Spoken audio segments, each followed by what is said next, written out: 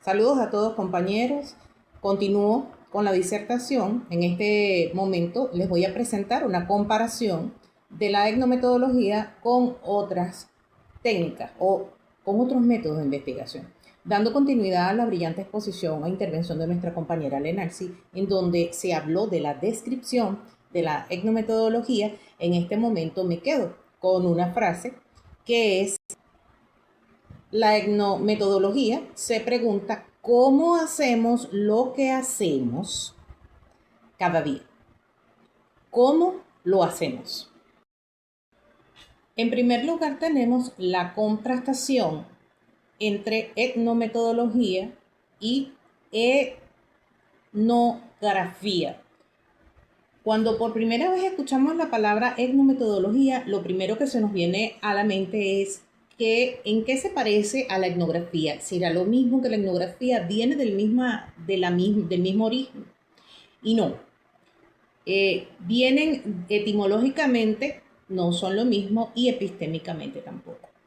La etnometodología se diferencia fundamentalmente de otros enfoques metodológicos porque ella desentraña los métodos rutinarios, los métodos a través de los cuales las personas hacen vida social. ¿Mediante qué? Mediante sus interacciones del día a día. Y el investigador no tiene ningún sesgo de opinión ni ningún sesgo de participación en esa interacción social. Si nos vamos a la imagen, en el primer cuadrante, que consideraremos el primer cuadrante, el lado izquierdo superior, tenemos la genealogía, la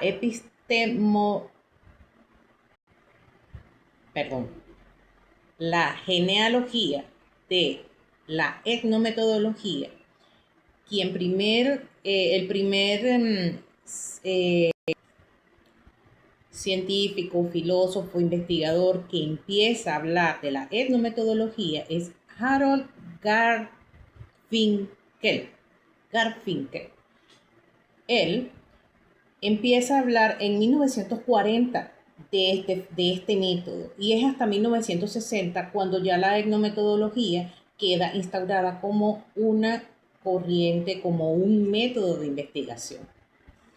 En cambio, es la etnografía, su precursor es Władysław Malinowski. Władysław Malinowski trae lo que es la etnografía de la ciencia social, antropología. En cambio, la etnometodología sí directamente desciende de la ciencia social. Entonces ya genealógicamente no son del mismo origen. También bajando, ¿verdad? Tenemos en la parte central del lado izquierdo de la imagen, tenemos que el fundamento, el método de la etnometodología son las interacciones cotidianas diarias. ¿Cómo son esas interacciones? ¿Cómo se producen? Y cómo este ser humano es indivisible de la sociedad. Cumpliendo con este principio, las conversaciones, las interacciones entre seres humanos son su campo de acción, su principal fuente de alimentación. Viene de una escala de análisis micro, que es precisamente esas interacciones. Por su parte, la etnografía viene de un análisis macro, porque en vez de hablar ya de una interacción entre dos personas o entre pequeños grupos, está hablando ya de la interacción que se da en una sociedad, en una población, ya en un aspecto más macro, ¿ok? Y la etnografía estudia también lo que son las estructuras culturales y sociales, que son más amplias. La etnografía se sitúa en la tradición holística, en donde el actor es fundamental. en la perspectiva ya de la sociedad, pero en su aspecto macrocultural. Y la etnometodología ya es en el aspecto microaccional. Siendo también la etnografía, tiene una característica socio-histórica. En la dimensión praxeológica, también del mismo lado izquierdo, en la última línea, tenemos lo que es el propósito de estudio de ambos métodos. Tenemos que la etnometodología actúa como un analista técnico de la microinteracción entre los actores. Se enfoca en analizar la conversación y esas interacciones entre grupos. En cambio, en la etnografía, el etnógrafo debe tener una estancia larga para poder recabar todo lo que es la interacción entre el grupo o entre la población, ¿verdad? A nivel macro, para poder identificar su cultura y su historia. Normalmente, el etnógrafo utiliza diarios de campo y descripción de modos de vida. En la columna de la derecha completamos, ¿verdad?, lo que es el tiempo, que en la etnometodología los trabajos pueden hacerse con una intervención del investigador un poco más corta. En cambio, en la etnografía, ¿no? La etnografía debe ser una estancia de por lo menos un año o varios meses el investigador inmerso en la comunidad o en el área donde él va a hacer la investigación. Él debe vivir allí. El etnometodólogo no puede estar externamente haciendo su trabajo. Y esta es una ventaja bastante grande. Ahora, hay diferencias en la producción que va a salir de cada uno de los métodos, ya que en la etnografía se van a obtener monografías y cultura, y en la etnometodología se va a identificar las reglas sociales y cómo se produce la interacción social en esa microunidad. Finalizamos en esta lámina con un resumen comparativo en el tiempo, las técnicas y el resultado de ambos métodos, obteniendo que la etnografía se produce entonces como producto una monografía. Observamos también como método la observación, aunque puede ser común para los dos, en este caso serían los relatos de vida. Y amerita que el tiempo de estancia del investigador sea prolongada y a su vez sea inmersiva, es decir, debe vivir allí el investigador.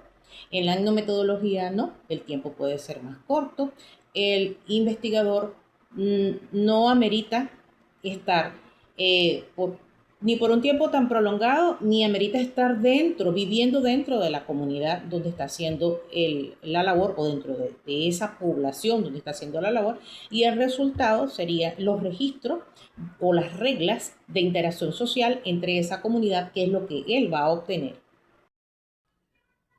En esta lámina podemos ver una comparación entre la etnometodología y el pasado método de investigación que nos dieron nuestro flamante grupo número 1, que era la investigación-acción participante.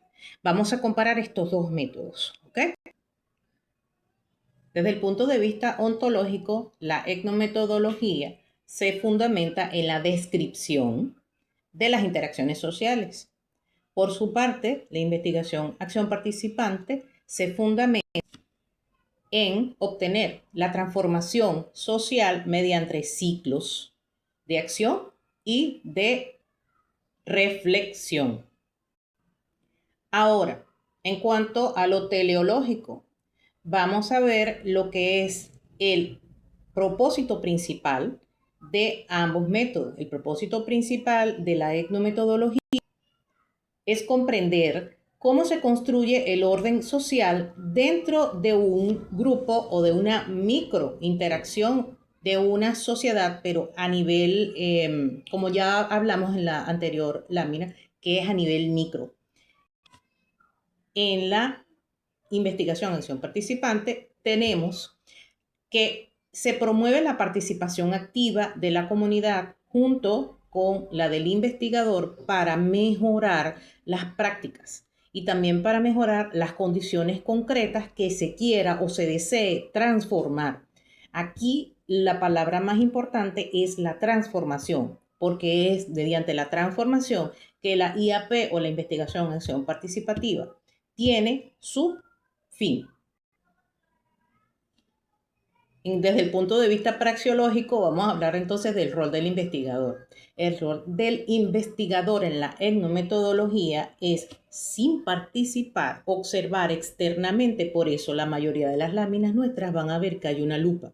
Observar externamente sin participar, revelando cuáles son los métodos, cuáles son las interacciones, cuáles son los códigos implícitos en las relaciones en estos microsistemas o en estos microgrupos. Por su parte, en la investigación acción participante, el investigador está, si se puede decir, participando en el proceso de transformación. Es un facilitador que colabora, co-investiga, hace que también sea parte de la investigación el colaborador de la comunidad, y juntos entonces logran el proceso de transformación. Temporalmente, también hablando de lo teleológico, el momento presente y las interacciones inmediatas y a corto plazo es lo que tiene como enfoque temporal el etnometodólogo y el investigador acción participante. Entonces, él está inmerso en un proceso cíclico. También tenemos una diferencia importante en lo que es la salida principal de este método, que es la investigación-acción participante, que es cambios prácticos en la emancipación de la comunidad, transformación, cambio, que el investigador y la población están en el mismo sitio, logrando ese cambio, colaborando. En cambio, en la investigación etnometodológica, no está el investigador desde fuera observando y describiendo las interacciones y los procedimientos sociales que se dan en esa comunidad o en ese microuniverso. Y también describe cuáles son sus lógicas internas, cómo se producen esas interacciones, cómo se producen esas relaciones entre ellos sin participar. El etnometodólogo adopta una postura de indiferencia, así se llama, indiferencia etnometodológica, porque no participa. Caso contrario de lo que estamos viendo en la IAP o en la investigación-acción participante, en donde la participación es en conjunto con la comunidad o con la población en donde está trabajando para lograr el cambio, que se conoce como horizontalidad epistemológica. En esta horizontalidad epistemológica, el investigador co-construye una nueva realidad.